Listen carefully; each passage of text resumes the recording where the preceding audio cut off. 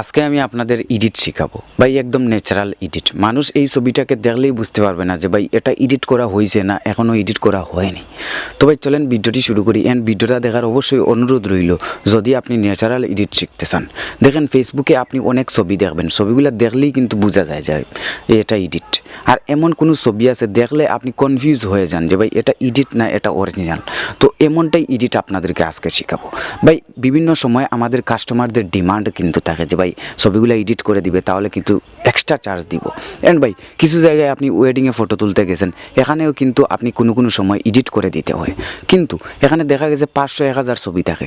তো এখানে কিন্তু এই ছবিগুলো যদি আপনি এডিট করতে চান তাহলে অনেক দিন বা অনেক সময় লাগে। তো আজকে আমি আপনাদেরকে খুবই শর্টকাট ধারণা দিব যাতে খুবই তাড়াতাড়ি ছবিগুলো এডিট করে দিতে পারেন। অ্যান্ড ভাই ছবিগুলোও কোয়ালিটি হবে, এমনটা না যে ভাই আমি তাড়াতাড়ি এডিট করে দিব ছবিটা ভেঙে যাবে বা আপনার কালারটা মরে যাবে বা সুন্দর হবে না, এমনটা না ভাই। কাস্টমার কিন্তু অবশ্যই আপনার এই ছবিগুলোকে পছন্দ করবে।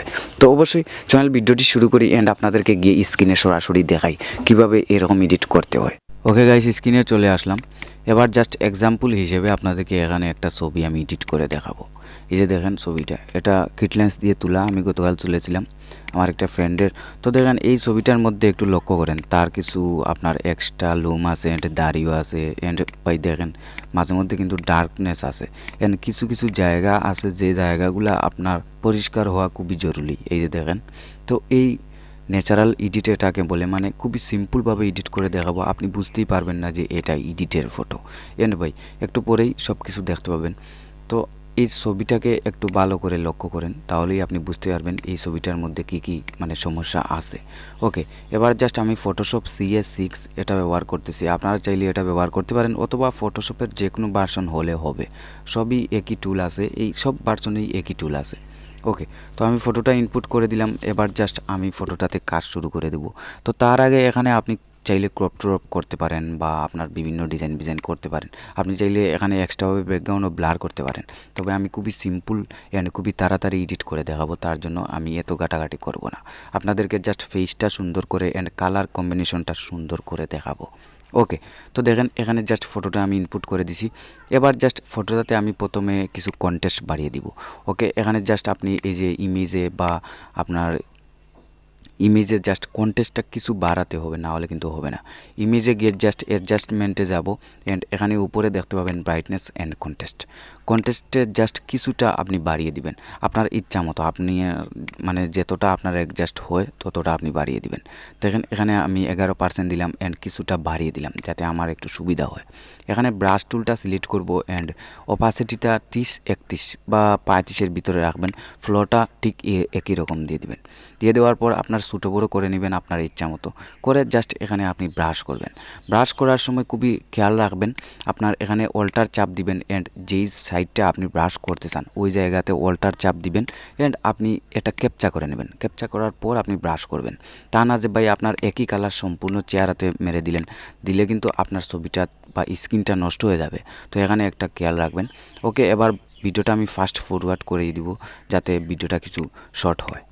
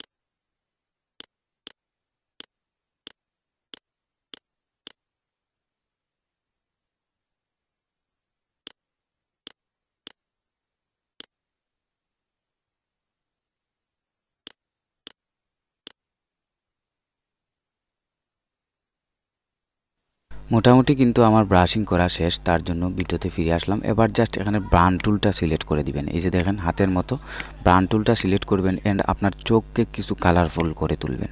আপনার চোখের অনুযায়ী এটা বড় ছোটো করে জাস্ট একটা ক্লিক করবেন, একটা বা দুইটা ক্লিক করে দিবেন, তাহলেই আপনার এই চোখটার কালার একটু বেড়ে যাবে। ওকে, এবার আমাদের ব্রাশিংয়ের কাজ শেষ। তো যাই হোক, এবার আমাদের কালারটা ঠিক করার পালা। জাস্ট এখানে আপনি ইমেজে যাবেন অ্যান্ড আপনার এখানে সিলেক্টিভ কালারটা প্রথমে সিলেক্ট করতে পারেন, অথবা ফার্স্ট আপনি কারবাসটা দিতে পারেন, মানে অ্যাডজাস্টমেন্ট গেলেন কারবাসটা গিয়ে ছবির উজ্জ্বলতা কিছু বাড়িয়ে দিবেন, যাতে ছবিতে আরও কিছু উজ্জ্বলতা আসে। আরেকটা বিষয়, এখানে বেশি উজ্জ্বলতা দিবেন না। ওকে, এরপর অ্যাডজাস্টমেন্টে যাবেন অ্যান্ড আপনার সিলেক্টিভ কালার এটা সিলেক্ট করে দিবেন, অ্যাডজাস্টমেন্ট সিলেক্টিভ কালার। ওকে, কালারে সিলেক্ট করার পর সব নিচেরটা ব্ল্যাক দিয়ে দিবেন অ্যান্ড এটা বাড়িয়ে দিবেন। আপনার অনুযায়ী এটা বাড়াতে পারেন, তবে এটা সম্পূর্ণ বাড়িয়েও দেখতে পারেন বা কিছু বাড়িয়েও দেখতে পারেন। দেখেন আগের ছবি আর এই ছবির মধ্যে কিন্তু অনেক পার্থক্য আপনি দেখতে পাবেন। ওকে, এবার ব্রাশ টুলটা সিলেক্ট করে আপনার যেই জায়গাতে দেখবেন কিছু স্পট আছে বা আপনার কালার বা মানে কিছু ঠিক হয়নি, তো ওই জায়গা আপনি ঠিক করতে পারেন। ওকে, তো ঠিক করার পর ওকে, এই স্টেপে আপনি জাস্ট সিলেক্ট করবেন অ্যান্ড ইমেজে গিয়ে আপনি সিলেক্টিভ কালারটা সিলেক্ট করে দেবেন। কালারটা সিলেক্ট করার পর গ্রিন সিলেক্ট করবেন। দেখেন আপনার ব্যাকগ্রাউন্ডে যে কালারটা থাকবে ওই কালারটা এখানে সিলেক্ট করবেন অ্যান্ড আপনি বাড়াবেন, ইয়েলো, ম্যাজেন্টা, ব্ল্যাক, সিয়ান, এগুলো আপনি একটু অ্যাডজাস্টমেন্ট করে নিতে পারেন। আমার এখানে পিছনে কিন্তু কিছু গ্রিন কালার আছে, তো গ্রিন কালারটা যাতে বেশি চকচক না করে অ্যান্ড আমার ফেসের ভ্যালুটা কমিয়ে না দেয়, তার জন্য কিন্তু এখানে আমি কিছু কমিয়ে দিছি। তো আপনি চাইলে এরকম অ্যাডজাস্টমেন্ট করতে পারেন। এরপর আবার আমি সিলেক্টিভ কালারে যাব অ্যান্ড আমি এখানে ব্লু সিলেক্ট করে দেব। দেখেন শার্টের কালারটা ব্লু, তার জন্য কিন্তু আমি ব্লু সিলেক্ট করছি। আপনি এখানে শার্টের যে কালারটা থাকবে বা আপনার ছবিতে যে কালারটা থাকবে ওই কালারটা আপনি সিলেক্ট করবেন। করার পর এখানে সিয়ান, ইয়েলো, ব্ল্যাক, ম্যাজেন্টা, এইগুলো আপনি অটোমেটিক আপনার ইচ্ছা মতো আপনি করতে পারেন। দেখেন আমি জাস্ট করে নিছি, কারণ শার্টের কালারটা কিছু মরা মরা ছিল, তার জন্য এটা কিছু উজ্জ্বল করে দেওয়ার আমি চেষ্টা করছি। ওকে, ব্লুটা শেষ। এবার আরেকটা কালার দিব, অ্যাডজাস্টমেন্ট সিলেক্টিভ কালার। এখানে দেখবেন আরেকটা এই যে সিয়ান একটা কালার আছে, এই কালারটা আমি জাস্ট এখানে কিছু মানে একটু অ্যাডজাস্টমেন্ট করব, যাতে শার্টের কালারটা আরও সুন্দর হয় অ্যান্ড আরও উজ্জ্বলতা পায়। ওকে, দেখেন এখানে আমি যেরকমটা করছি আপনারা চাইলে এরকম করতে পারেন। আপনার শার্টের কালার হয়তো ব্ল্যাক হতে পারে বা আপনার ইয়েলো হতে পারে বা আপনার অনেক কালার হতে পারে, তো আপনি এখানে সব কালার পেয়ে যাবেন, করতে পারেন। ওকে, দেখেন এবার চুলের মধ্যে কিছু যেমন একটু অন্য কালার চলে এসেছে, জাস্ট আমি এখানে ব্রাউন টুল সিলেক্ট করে জাস্ট চুলের কালারটা কিছু কালো করে দিব, আর যেই কালারটা আছে এই কালারটাতেও সুন্দর লাগতেছে। ওকে, এখানে দাড়ির মধ্যে দেখেন চলে এসেছে, এটা জাস্ট আমি কিছু ছোটো করে এন্ড দিয়ে দিব। ওকে, দেখেন এবার ছবিটার মধ্যে একটু তাকিয়ে দেখেন, ছবিটার মধ্যে বা কিছু উজ্জ্বলতা ফিরে আইছে। একটু পরে আপনাদেরকে কম্পেয়ারও দেখিয়ে দিব যে আগের ছবি আর এই ছবি।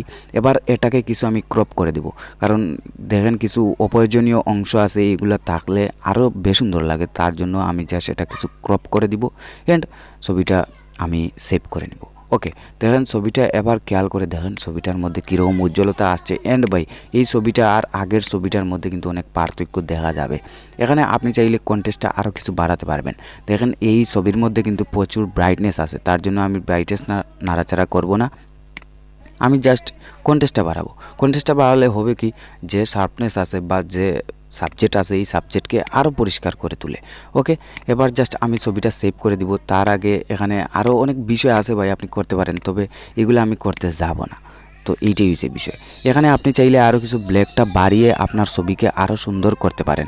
তো যত ব্ল্যাক বাড়াবেন ভাই তত ছবি সুন্দর হবে ঠিকই, কিন্তু এতটা বাড়াবেন না যাতে আপনার ছবিটা নষ্ট হয়ে যায়। এখানে আমি তেমন ব্ল্যাক আর বাড়াবো না, কারণ যেমনটা আছে এরকমটা থাক। এবার জাস্ট আপনাদেরকে সেভ করে দেখাই।